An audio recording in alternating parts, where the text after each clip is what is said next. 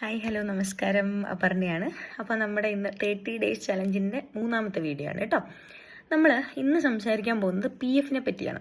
നിങ്ങൾക്ക് എല്ലാവർക്കും അറിയാവുന്ന പോലെ സാലറിയിൽ നിന്നുള്ള മേജർ ഒരു ഡിഡക്ഷനാണ് PF എന്ന് പറയുന്നത് അല്ലേ.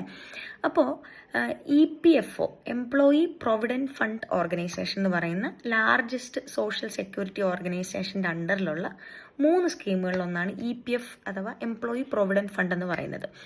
അപ്പോൾ ഇത് ഈ ഓർഗനൈസേഷൻ എന്ന് പറയുന്നത് ഈ എംപ്ലോയീസിൻ്റെ വെൽഫെയറിന് വേണ്ടിയിട്ടും ഉന്നമനത്തിനൊക്കെ വേണ്ടിയിട്ട് വർക്ക് ചെയ്യുന്ന ഒരു ഓർഗനൈസേഷനാണ്.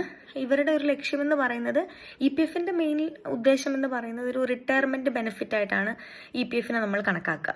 അതായത് നമ്മൾ എപ്പോഴാണോ റിട്ടയർ ചെയ്യുന്നത് അപ്പോൾ നമുക്ക് ആ ഫണ്ട് ബൾക്കായിട്ട് കിട്ടും. അപ്പോൾ ഈ EPF നിന്ന് അഥവാ പ്രൊവിഡൻറ്റ് ഫണ്ടിൽ നിന്ന് നമുക്ക് വിഡ്രോവൽസ് ഒക്കെ പോസിബിൾ ആണ്.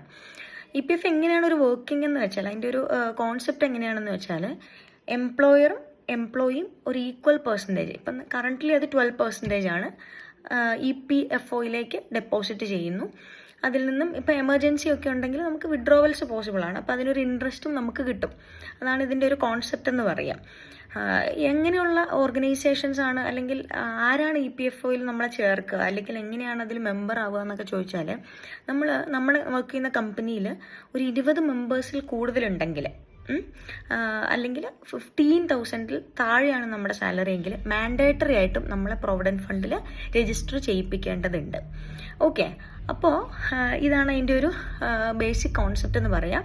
EPF കൂടാതെ EPS ആൻഡ് EDLI ഇങ്ങനെ 2 സ്കീമുകളും കൂടി EPFO എന്ന് പറയുന്ന ഓർഗനൈസേഷൻ ഉണ്ട് കേട്ടോ.